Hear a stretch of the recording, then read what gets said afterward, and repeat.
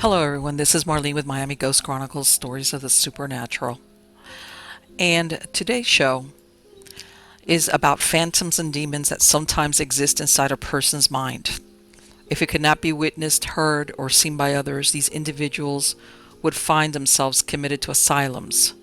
Many of them started around the time of the American Civil War in order to address the ever-increasing population of those left destitute through unfortunate circumstances or mental illness. In the end, we will find that even after death, they sometimes remain behind, where they lived for the majority of their lives, with their hope of rejoining society left unfulfilled. The story is about the Willard Asylum for the Chronically Insane. This was located next to Lake Seneca in New York. It was a 440-acre grounds, which were first purchased in 1853 with the idea that it would become the Ovid Agricultural College, where men returning from the Civil War could learn farming skills. However, the program was unsuccessful, and only a few months after reopening, the campus was abandoned. It was in that year that Dr. Sylvester D. Willard, the Surgeon General of New York, which had condemned the deplorable conditions of county-run almshouses, where people with mental illnesses, developmental disabilities, chronic addiction, and epilepsy and birth defects were being housed. At that time, President Lincoln was the one that signed the bill for Dr. Willard's proposal, and it was within that process, just within days of the president signing the bill, that Dr. Willard died of typhoid fever, and the asylum was named in his honor. Now, the asylum welcomed its first patient in 1869, and it was a lady by the name of Mary Rote. She arrived by steamboat at the Ovid landing on Seneca Lake, and she was the first to arrive.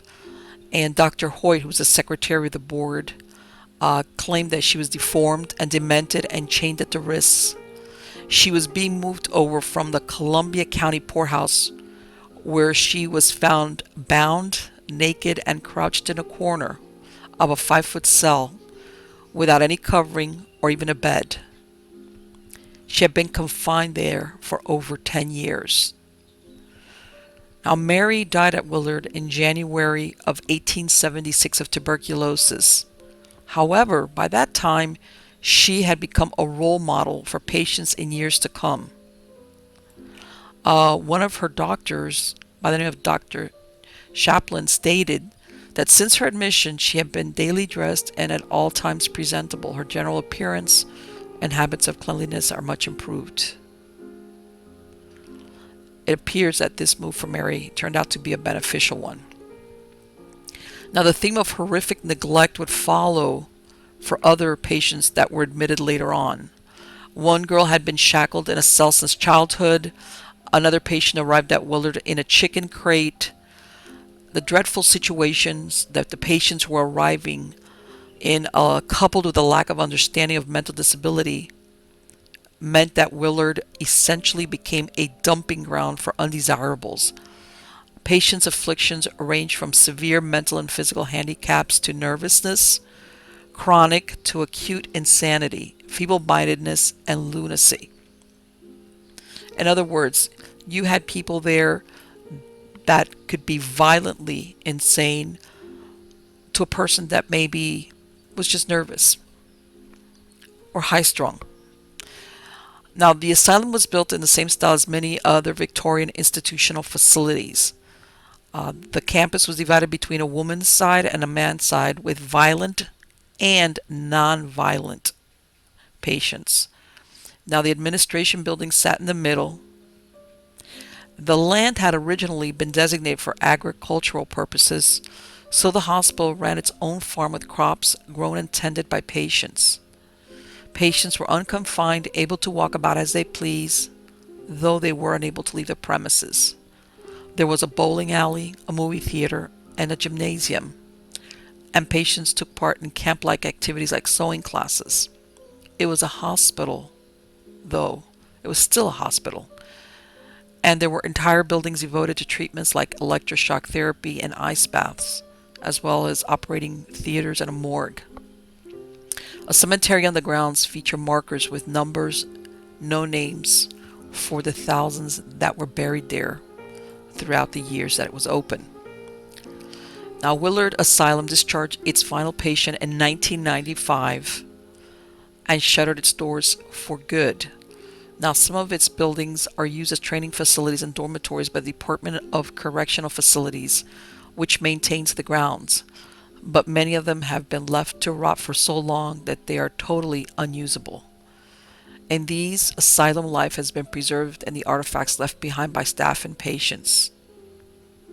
At that time, the world didn't know what to do with people who could not fit into the social norms of the 19th century, so they were often shelved away into institutions.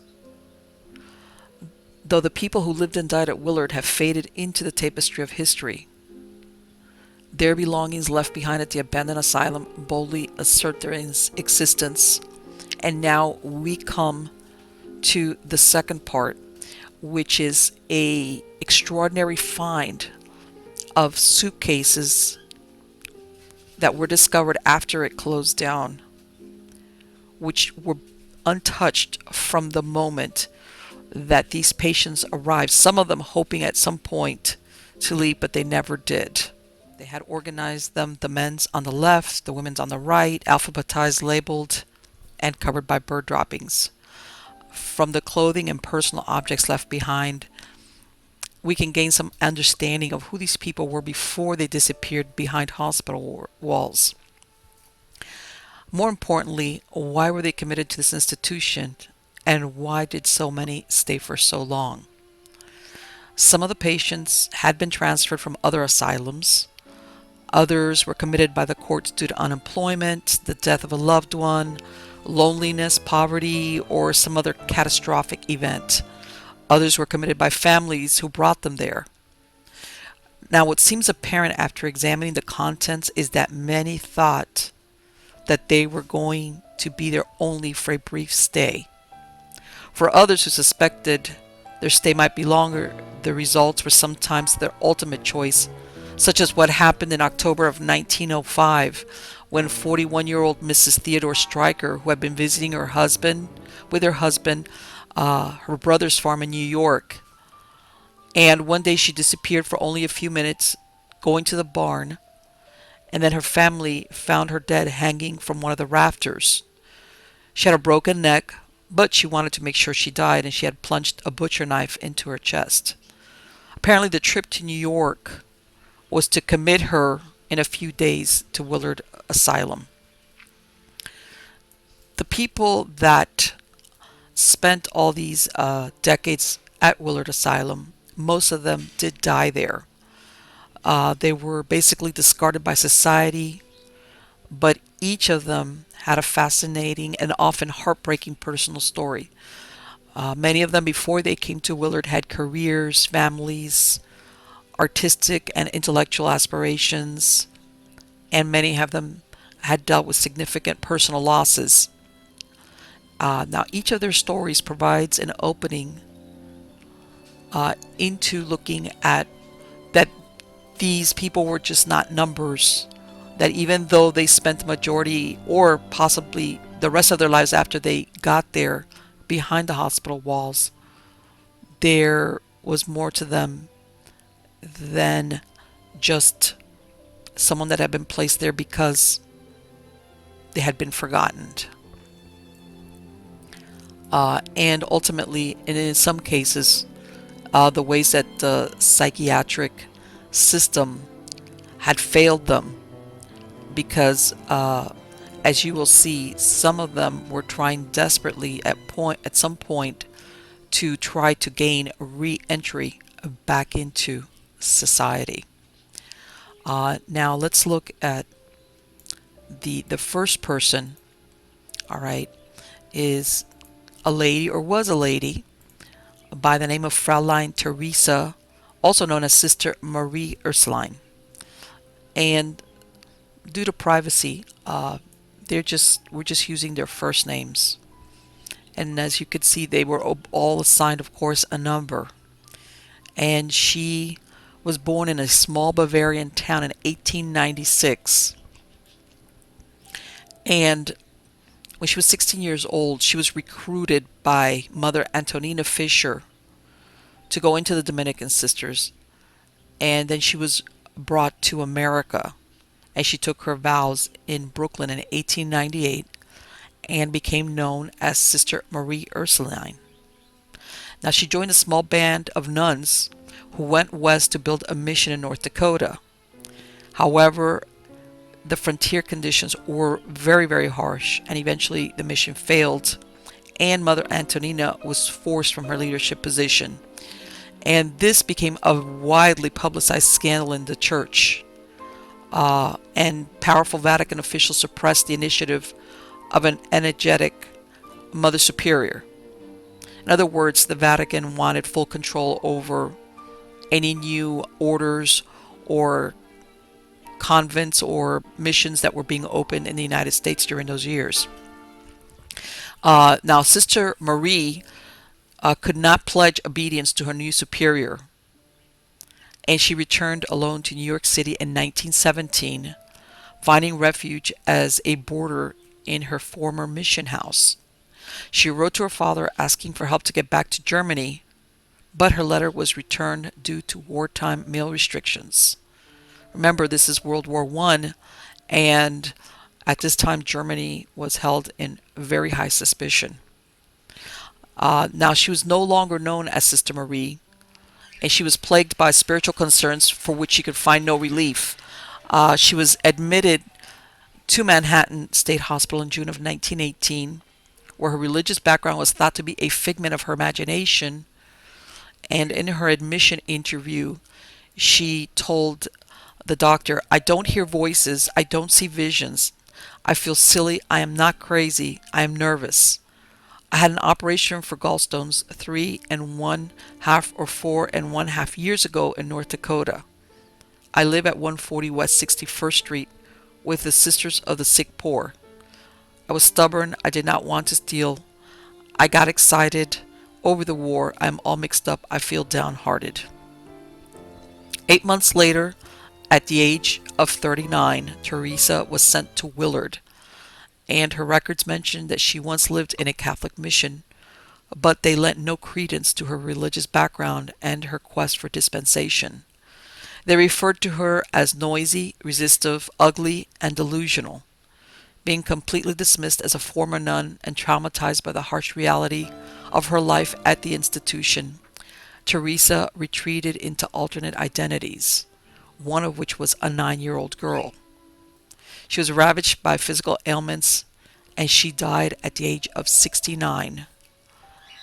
And her body was used for scientific purposes, which, by the way, that was sometimes very customary in different asylums throughout the country where there was no family to claim the body.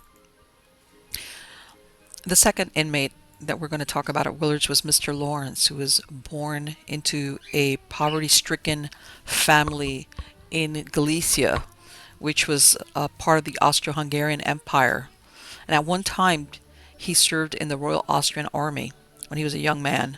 And after he was discharged, he became a licensed tinker. In other words, he was an itinerant tradesperson who collected scrap metal and repaired metal objects. This about 1900, there were 3 events that changed his life. First, he had a head injury from a stone that was thrown at him. He started engaging in binges of heavy drinking, and this was also when he had his first admission to a mental hospital in Dusseldorf, Germany, where he was noted to be singing, whistling, and generally noisy. However, he remained there for less than 1 year. Now, in 1907, he moved to New York City, and he found work as a cleaner and a window washer at Bellevue Hospital. And he lived on site in one of the worker dormitories. And in 1916, he was taken across the street to the hospital for being loud, boisterous, singing, shouting, also praying claiming to hear the voice of God and seeing angels, and then again accusing himself of having sinned too much. There was mention made of alcohol as a serious precipitant. And later that year, he was transferred to Central Islip State Hospital, where he was reported to be extremely restless and noisy, singing and shouting and whistling in a boisterous manner. And then it was in 1918 that he was sent to Willard. Now, for several years after he was admitted there, Mr. Lawrence was reported to be volatile and difficult and somewhat reclusive. However, by the early 1930s, it became clear that he was a good worker if he was left to himself. And he served as a cleaner in the superintendent's house. And in 1937, he became the hospital's unpaid gravedigger. And in this role, he was given some relief from the stifling routine of life on the wards. During the warm weather, he was permitted to live in a shack on the cemetery grounds, returning to the hospital only for meals. In a 1945 letter that he addressed to the superintendent, he requested his release.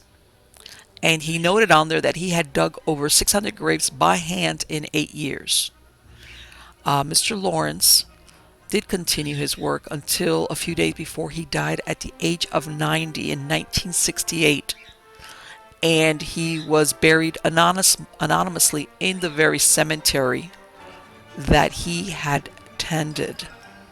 And it seems that perhaps after spending so many years there inside the walls of Willard, where he didn't have access to alcohol, this is what made the difference for him to behave normally, which makes you wonder if, given the opportunity to exist outside of Willard, if he would have been okay. And it seems that, based on what they're describing, that was a very good possibility. Okay, off to the next patient. His name was Senor Rodrigo, or Mr. Rodrigo, and he was born in the Philippines. He came from a very prominent upper-class Filipino family. And in 1907, he arrived in America to attend school in Salt Lake City. The United States had been occupying the Philippines since the Spanish-American War. And Rodrigo took an active interest in the Filipino independence movement. And he corresponded with other activists, and he also wrote letters to various newspapers. He moved to Chicago, then went off to Buffalo, where, for reasons unknown, despite the fact that he was an educated man, he worked as a domestic for one of the city's leading doctors. Now, during this time, Rodrigo considered becoming a Methodist minister, but he grew depressed, and he often complained that spirits, as in ghosts, were plaguing him, that he heard voices that accused him of being a sinner.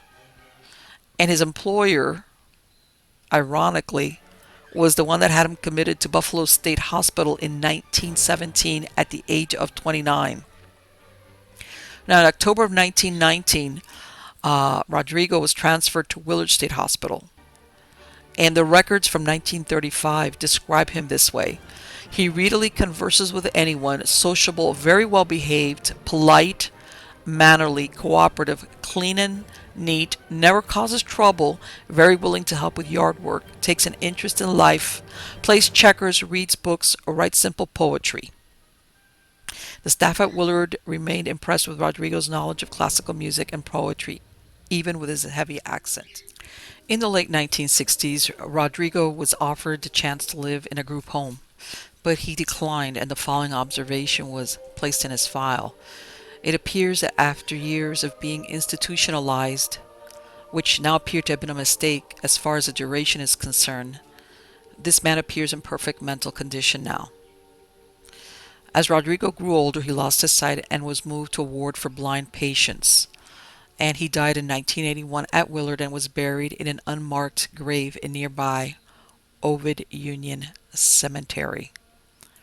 So again, unfortunately, after being there so many years, when in other words they finally realized that maybe they he would have been okay outside.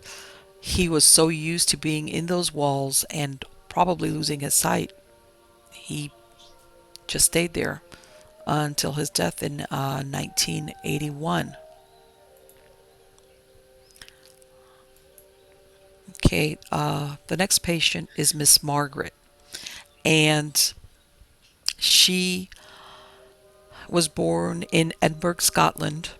And according to her aunt, she was a bright and happy girl who suffered misfortune after misfortune.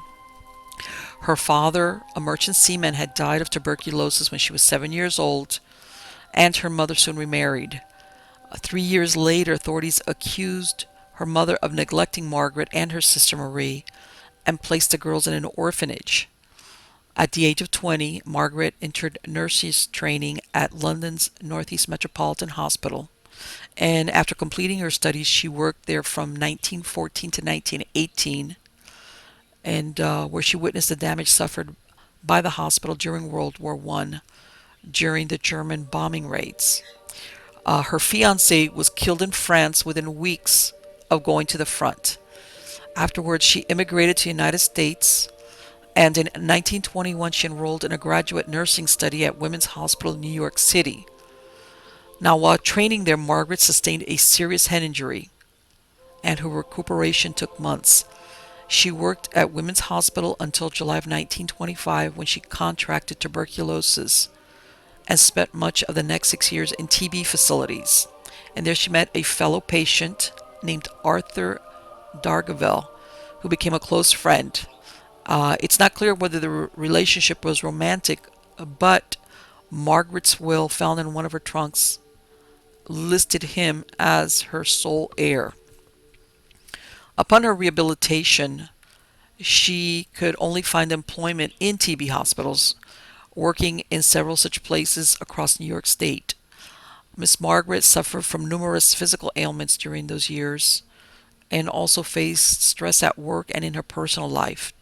Despite her history of illness and loss, she lived a full and often happy life during these years. She had a close circle of friends, traveled extensively, owned her own car, and made a good living. But after losing her long-term doctor and confidant, her employers sent her to a new doctor who felt her physical complaints were overshadowed by emotional problems. He had brought her to Willard on June 28, 1941. She took along all her earthly possessions, packed into 18 suitcases, boxes, and trunks. Margaret was 48 years old when she was committed to Willard. At her admission interview, she referred to herself as a fly in a spider web and agreed to stay only until a better place could be found for her, but that never happened.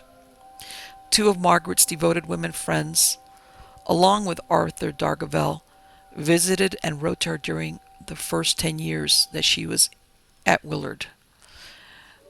However, during her 32 years there, Miss Margaret received no psychotherapy, but instead was given heavy doses of the tranquilizer Thorazine. According to the records, she spent her time knitting, crocheting, and reading. Diagnosed with arteriosclerosis and other serious medical conditions, she was sent to the medical/surgical unit at Willard in 1970, and she remained there until her death on August 17th of 1973. Her grave is nearby at the Ovid Union Cemetery. The next patient was a gentleman by the name of Mr. Herman, who was born in Brooklyn, New York. And at the age of 18 in 1902, he had his first seizure and was diagnosed with epilepsy.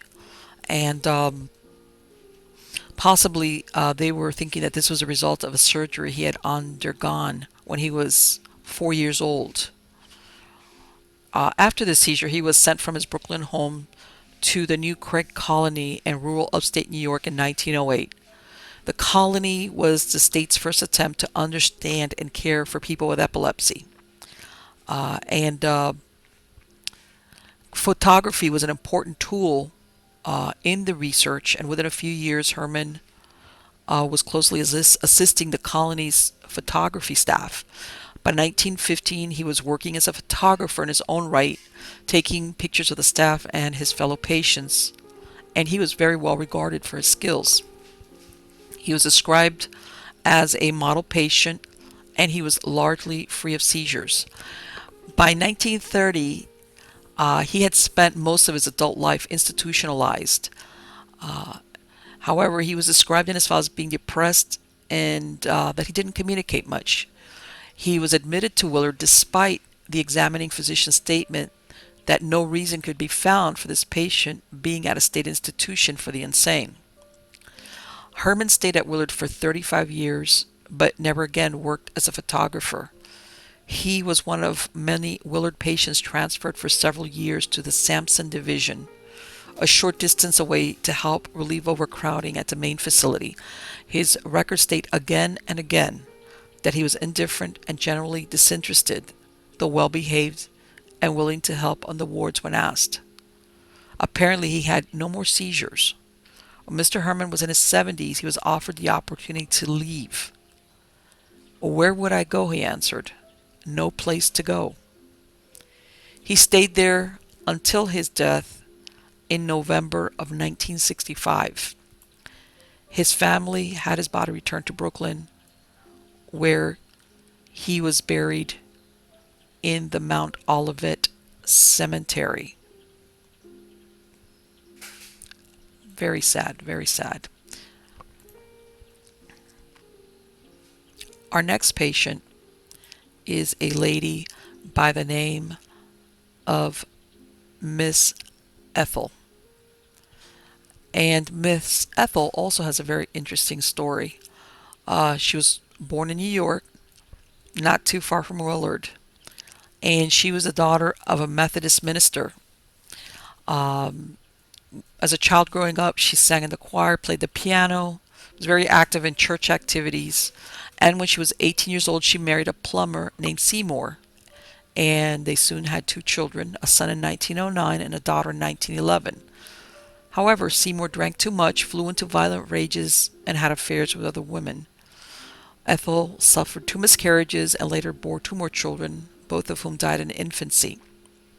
After she left Seymour, Ethel supported herself as a seamstress. Her suitcase contained examples of high-quality needlework and a finely hand-sewn quilt, a beautifully embroidered baby gown, and intricately worked baby booties. In 1930, she was admitted to Willard. Her file states that she refused to leave the place where she was living and went to bed saying she was ill. As she refused to leave the house, the landlady made a petition for her commitment. Once admitted to Willard, Ethel denied having hallucinations, and she seemed to be amused at the notion that some of the patients heard voices. Notes from her file characterized her as a very social, over-talkative, neat, and well-dressed. She sometimes worked part-time in the Willard laundry. At other times, she was seen as sarcastic, irritable, and she refused to work. She often kept to herself reading and crocheting. Early in her incarceration, her grown children visited her 3 times but never returned, even though her daughter-in-law worked at the hospital. In her 43 years at Willard, Mrs. Ethel never received any psychiatric medications. She died at the hospital on June 12, 1973, at the age of 82. Her brother had her buried in the family plot in Trumansburg. Incredible to think that your landlord could have you committed. The next story is about Miss Madeline, or Mademoiselle Madeline. Mademoiselle Madeline was born in a very well-to-do family in Paris in 1896, and she graduated from the Sorbonne. As a young woman, she journeyed throughout Europe and the United States, and many of her travel photographs were found in her trunk. After World War I, she left France permanently for New York, where she landed a good job as a secretary at the French mission on war debts. During the 1920s, she taught French literature at private girls' schools in Boston, Dallas, New Hampshire, and New York. She was an intellectual. Her trunk contained books on philosophy, literature, history, and music. And while she was in New York, she took advanced classes at Columbia University and at Hunter. Um, it was during these years that Madeline became increasingly drawn to the world of the occult, which seems to alienate the friends she had, her co-workers, and her employers. And according to her files, her employers considered her odd, tactless, and domineering. Over the years, she would claim she was troubled by psychic associations and that she would suffer from unwelcome feelings that she could communicate telepathically with others. During the Depression, she was unable to find steady work. She became destitute and was referred to the Emergency Work Bureau. Once there, they found her unemployable and she was referred for outpatient mental health treatment, which led to her 1931 admission to the psychiatric unit at Bellevue Hospital in Manhattan. She constantly refused to submit, and she clearly assumed that she was, in other words, that it was a voluntary admission to Bellevue on her part, that it would be temporary, and she never expected to be shipped off to Willard in 1939 after passing through Central Islip and Kings Park State Hospital on Long Island. While at Central Islip, Madeline fiercely stated, "I want out of here immediately. I think it is an outrage to be brought here." In 1965, she was still demanding her release. Records indicate that she told a staff member, "I don't like this hospital. I resent being detained and wasting my time." Madeline was given antipsychotic drugs. In the mid-1950s, she developed what later came to be known as tardive dyskinesia, or TD, a debilitating movement disorder caused by the drugs. In 1970, her files state that she had fidgety movements, rigid stances, facial grimaces, which they did not describe to the medications. Instead, they prescribed attitude therapy to get her to stop making facial grimaces. At the age of 79, Mademoiselle Madeline was sent to a private boarding care facility near the hospital. She died in October of 1986 in Seneca County at the age of 90. And her burial place is unknown. The next person is Mr. Dimitro. Okay. Mr. Dimitro, just like all the other patients, had a very unusual background, and also, unfortunately, what appears to be bad luck. He was born in 1916 into a poor Ukrainian farm family, and his father died 2 years after he was born. Now, under Nazi occupation during World War II, Dmitry and countless others were forced into slave labor. At the end of the war, he tried to make his way home, only to be captured by Soviet forces and sent to an internment camp in Hungary. He escaped and he made his way to Vienna and took refuge in an American displaced persons camp. There he met and married a Polish woman named Sophia, and they both immigrated to America in 1949. They settled in Syracuse, where they both found good jobs and a welcoming Ukrainian immigrant community. Dmitro started building them a house. Sophia became pregnant, and their future looked very promising. To express his gratitude to his adopted country, Dmitro built a model Ukrainian church in his home village and delivered it to President Truman. The church was displayed in a government office in Washington for several years. However, soon after that, Sophia died during a miscarriage, and Dmitro's life began to crumble.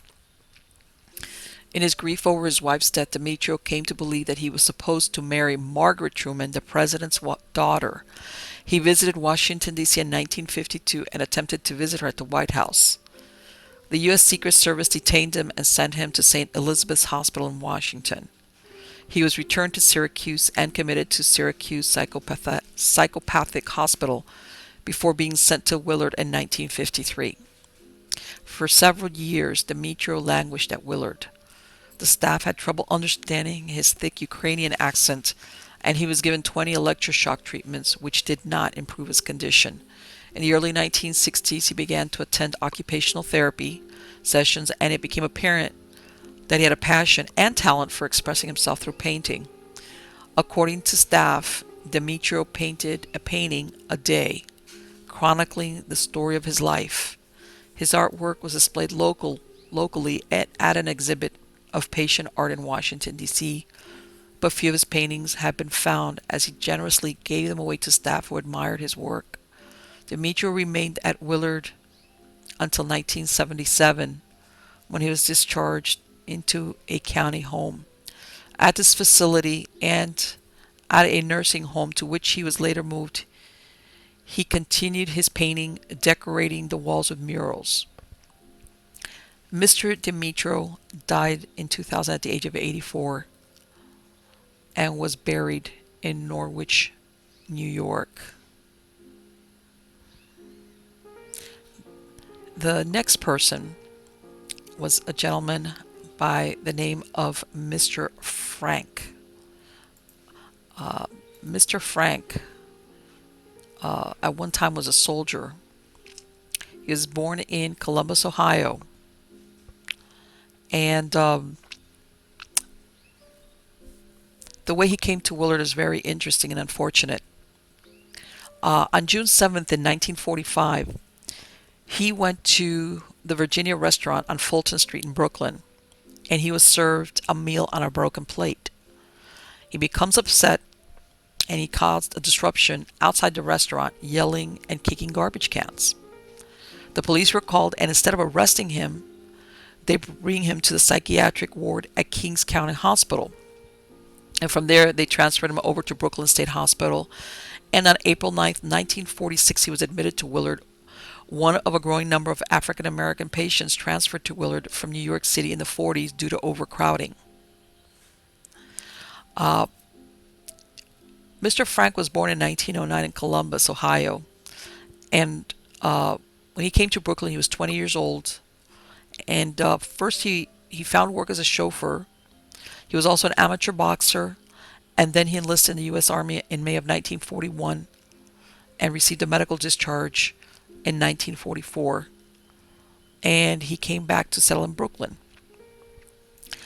Though the medical records show that he had no family ties, he kept in touch with his family in West Virginia and Ohio, including regular correspondence with his father. Some of these letters were found in his meticulously ordered trunk, along with a neatly pressed Army uniform, family photos, and a baby shoe.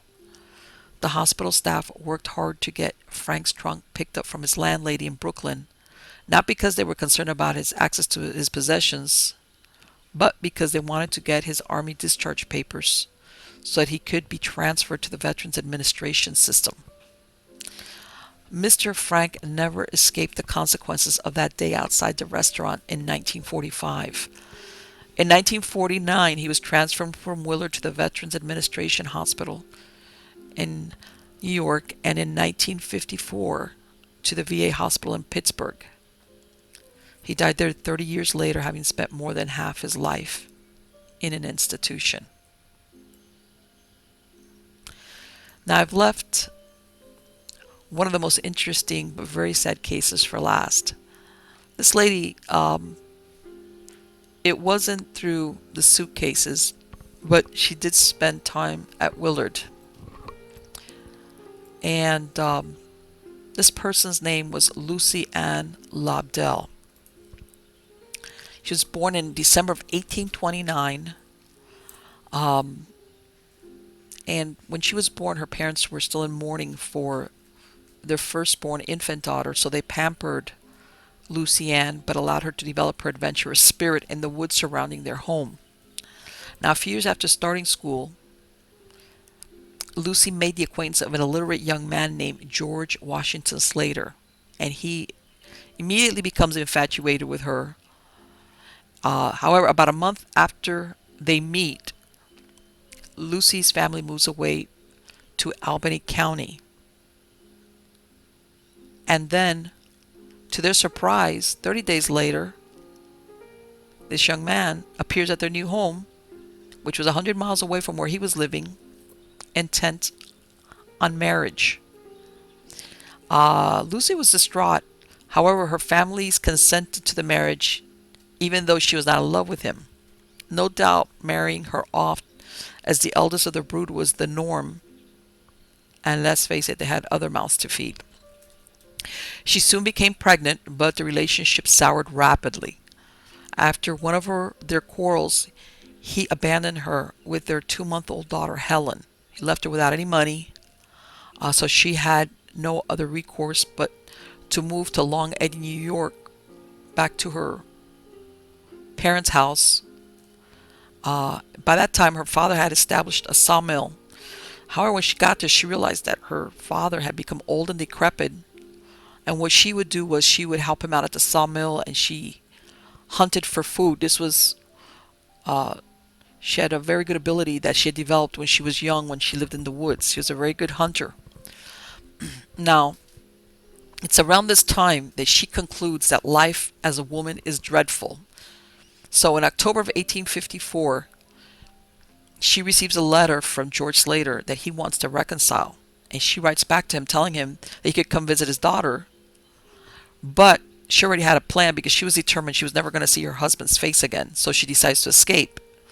She puts on a man's suit beneath her hunting outfit, and she just leaves home without saying goodbye. She goes off to Bethany, Pennsylvania, dressed as a man, and started calling herself Joseph Israel Lobdell, and sets up a music school and becomes a music teacher. During this time, she dates several young ladies who, of course, have no idea that she's a woman. And in the spring of 1855, she's actually engaged to a young woman who was a daughter of a leading citizen of the town. However, the relationship becomes to an abrupt end a few days before the wedding, when an itinerant lumberjack recognized Lobdell as the famed female hunter missing from a Long Eddy. Talk about bad luck. It was stunning news, and she had to flee the town after there were threats of being tarred and feathered. And as a matter of fact, the one that warned her to get out of town was her fiance. So she takes a train. It's the summer of 1856. She hops a train and goes out westward to the Minnesota Territory. She takes on a new name of Leroy, the King. And she's befriended by a frontiersman named Edwin Gribble. And she takes several jobs around town as a man again. Unfortunately, her ordinary life dissolves into a scene from one of her nightmares, when it seems that a woman that she was pursuing tells authorities about the fact that this was not a man but a woman, and she ends up getting arrested and charged with falsely impersonating a man. Eventually she's released from jail, and the town was very eager to expel what they called the wild woman, and they agreed to pay her train fare back east. So she comes back to New York, and she's in a very bitter mood. And her family, though they were happy she had returned, couldn't see why she still insisted on wearing men's clothes. And her daughter, who was too young to understand what was happening, was very resentful that she had been gone so long. It wasn't long, though, before Lucy Ann decided that she was going to leave again. And in the summer of 1860, she's destitute, depressed, and she approached the welfare authorities of Delaware County and asked to be committed to the poorhouse. The institution offered only humiliation and regular meals. However, in the middle of this dull hell, she finds true love. She meets a girl by the name of Marie Louise Perry. She was a 28-year-old daughter of a prosperous Massachusetts family. And she had made the mistake of disobeying her father and eloping with a man who turned out to be a deceitful playboy. On their honeymoon in Jersey City, her new husband had run off with the landlord's daughter, and just abandoned her to her fate. She was sick, penniless, and ashamed to return home to her parents, so she had surrendered herself to the poorhouse. In early 1862, both of them, Lobdell and Perry, decide to run away from the poorhouse. And shortly after their escape, they approach a justice of the peace who pronounces them man and wife, unknowing that Lobdell is in reality another woman. And for the next 17 years, they lived together as a married couple. However, they were viewed as sideshow curiosities. For most of the 1860s and the 70s, they wandered across New York and Pennsylvania like nomads, sleeping in caves and erecting rude cabins for shelter. It was also during this time that Lucy Ann started calling herself Reverend Joseph Lobdell, and she began preaching in the streets. However, like many of her attempts at self-expression, her preachings were mainly treated as evidence of her madness. During these years, her daughter Helen, who had been basically divided from her parents, endured her own misfortunes. First, she was raised by her grandmother and then by her aunt. And then she was finally adopted by a family in Honesdale, Pennsylvania, who was a farmer and forced her to work as a domestic servant. A few years later, she rejected a farmhand's marriage offer. Apparently, he did not take it too well, the rejection part, and at age 17, Helen was beaten, chloroformed, raped, and thrown into the Delaware River and left for dead. She survived but could remember little. The farmhand and 2 others were arrested, but nothing could be proved.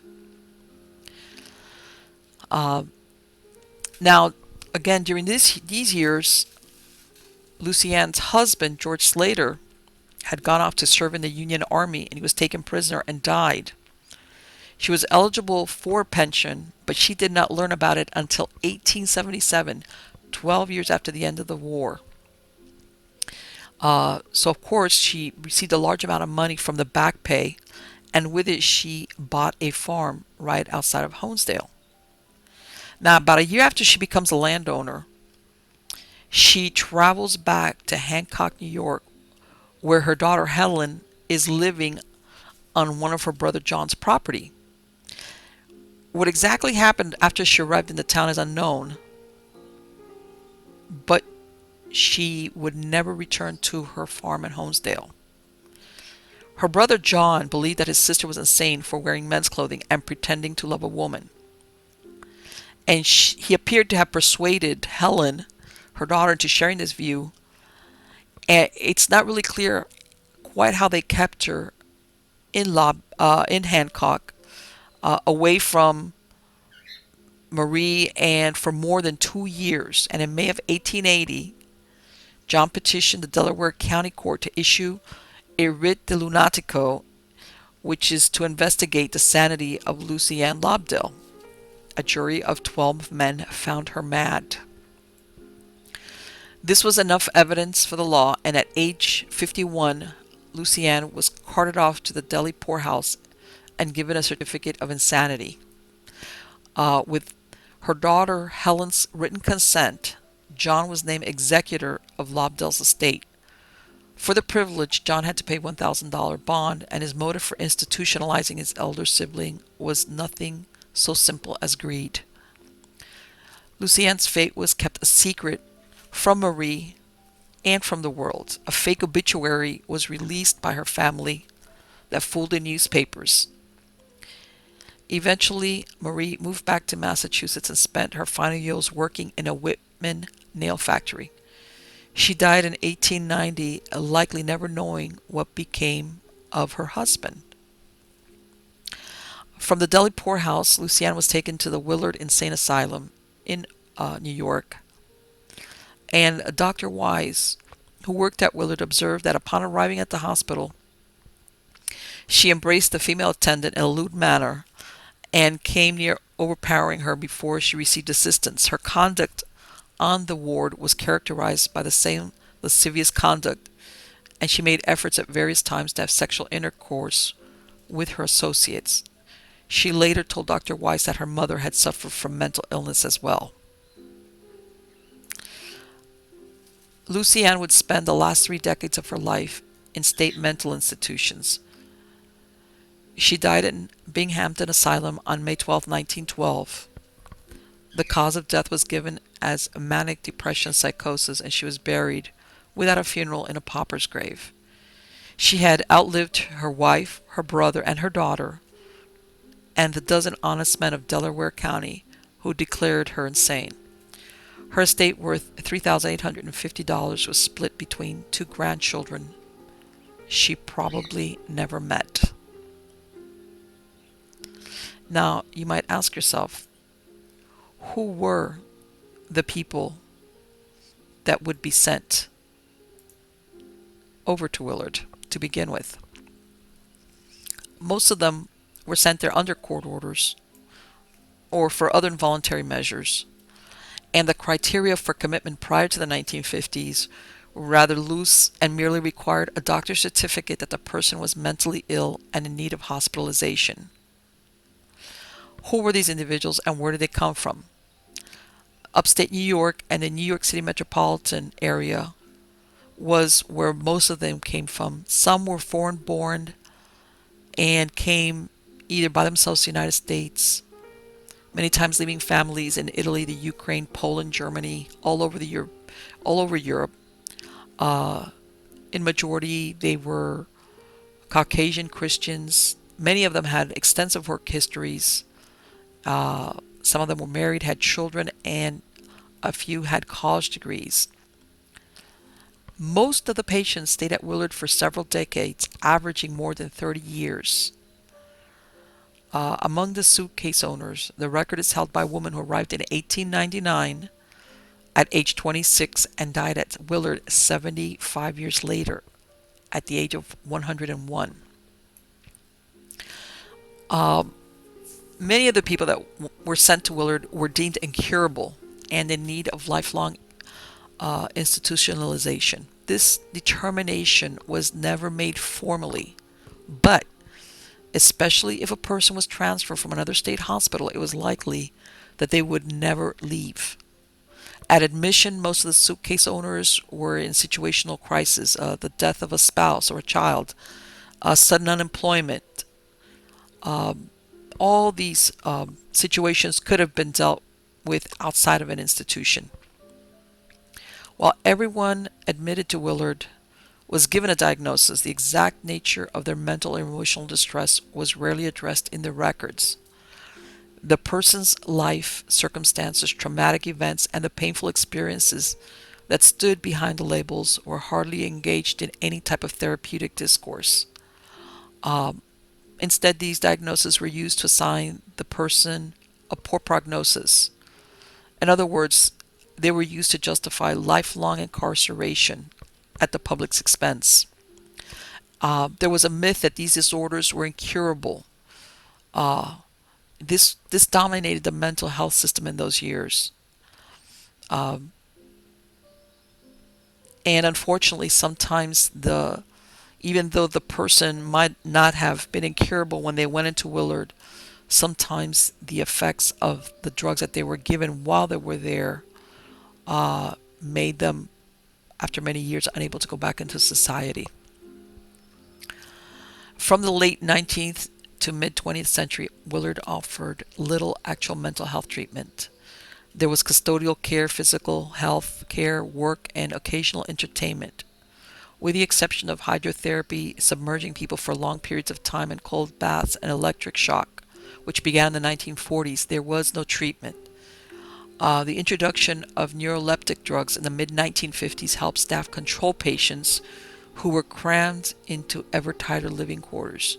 But from the charts, we see little evidence that drugs improved people's mental and emotional states. When people were admitted to Willard, they were classified according to their ability to work. Patients deemed violent or unable to take care of themselves were placed in locked wards where life was very, very regimented. Of those willing and able to work, women were employed in cooking, cleaning, and sewing, while men did tasks like groundskeeping, carpentry, and shoemaking. For more than 100 years, Willard was heavily reliant on unpaid patient labor, which was finally banned in New York in 1973. Of the 54,000 individuals who passed through Willard during its 126 years of operation, 5,776 were buried in the graveyard tended by Mr. Lawrence. Another 18,000 died at the hospital and were either buried by their families in their hometown or at a community cemetery in nearby Ovid. Nearly half of the individuals who entered this sprawling facility left in a casket. And now we come to the most interesting part, as far as I'm concerned, which is, of course, is Willard Asylum haunted? Based on my own experience with sites like this, even though I haven't personally been there, chances are that it's very, not possible, probable, whether it's residual or intelligent. And even though many of the buildings are abandoned and derelict, there is still, at this time, a 900-bed intensive boot camp style drug treatment center for men and women. It's a voluntary 90-day treatment program which provides a sentencing option for people who've been convicted of a drug offense or if they violated their parole.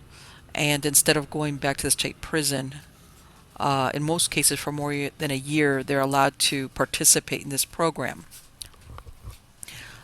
Very nearby where the asylum is the cemetery, which has over 5,000 souls, many of which are said to haunt the asylum.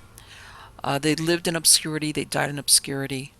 And there was this belief that once you entered Willard, you never got out.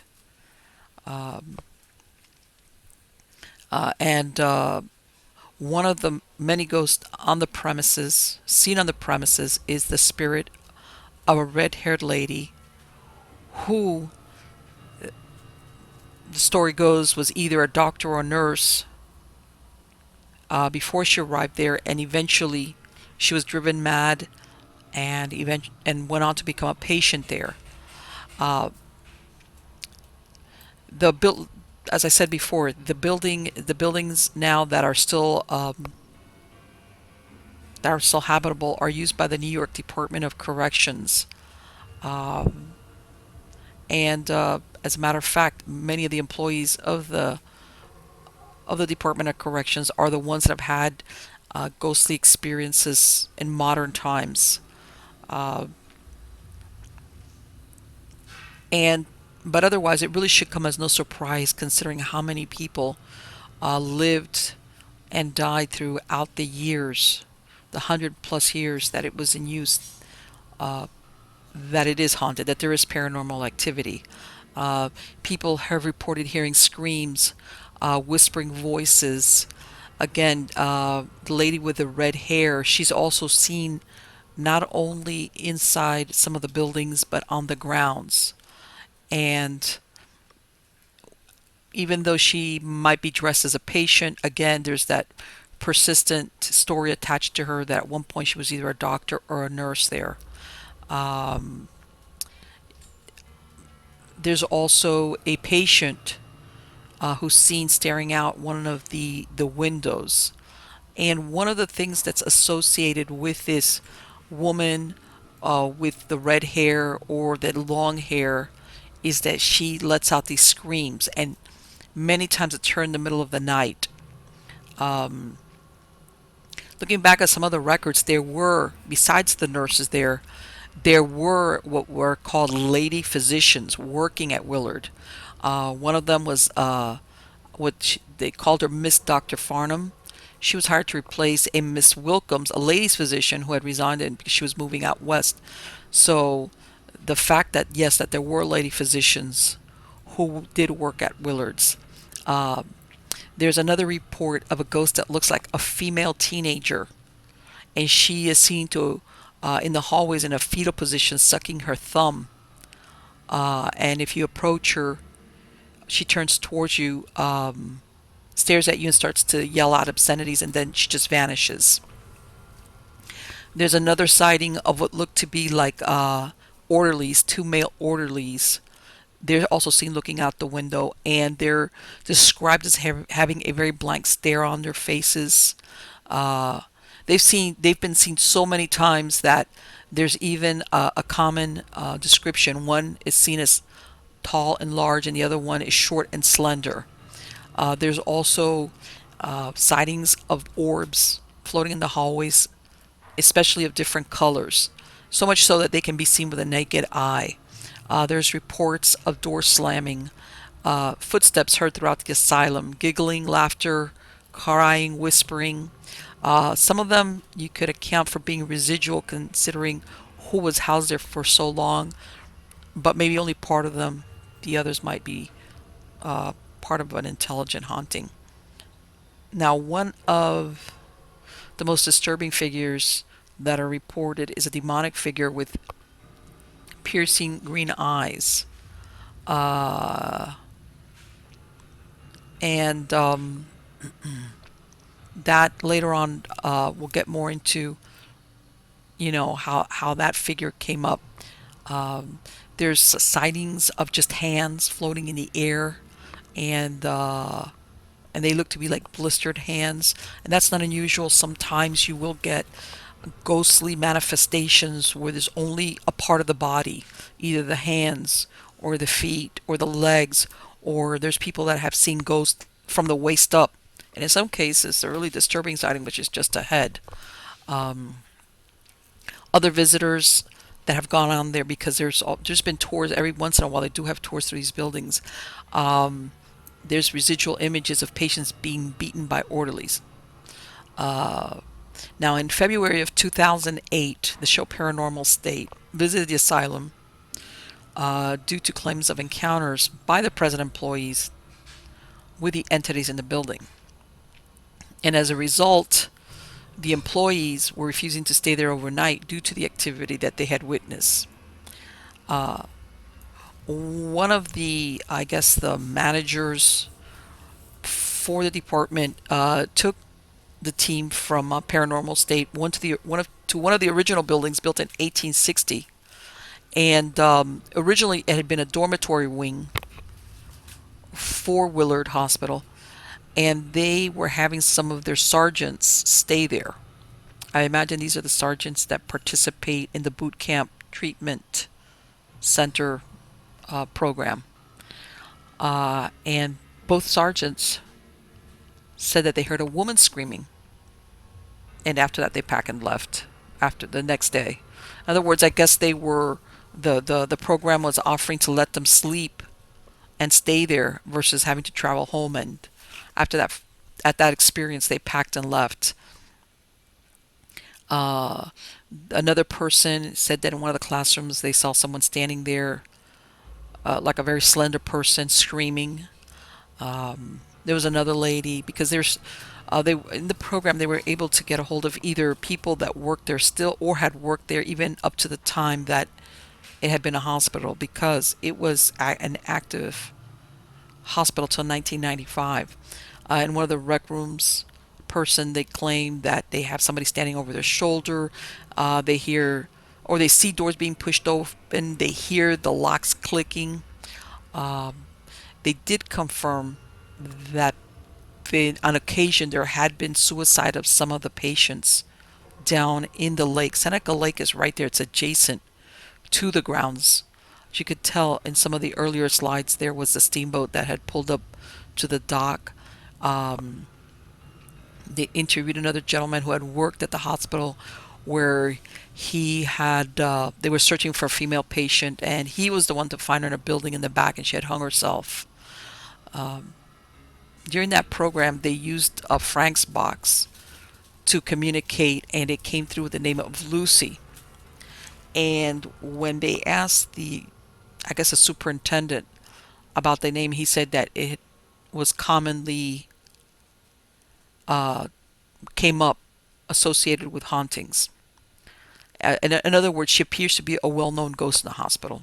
Whether this is the rare-haired lady or another patient or one of the lady physicians, we don't know.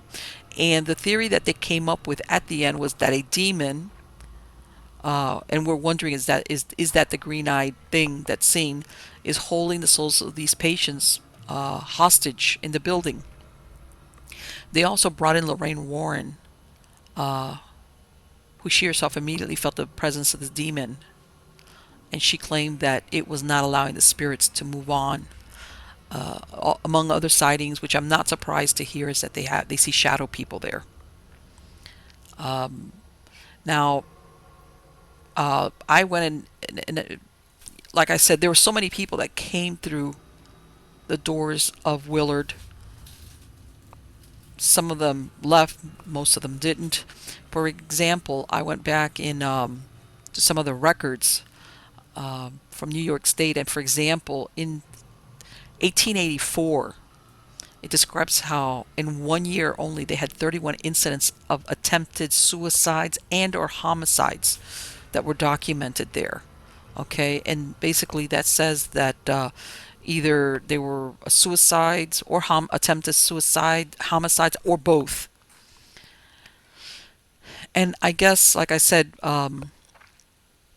that's probably haunted, absolutely. As to who could be haunting it, it could be a cast of thousands.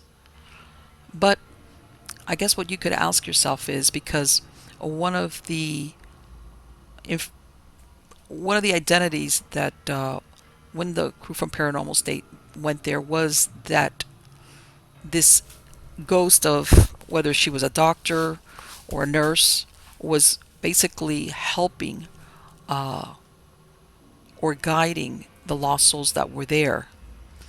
And you can ask yourself, is that female ghost seen by so many people and possibly named Lucy indeed be the spirit of a lady physician?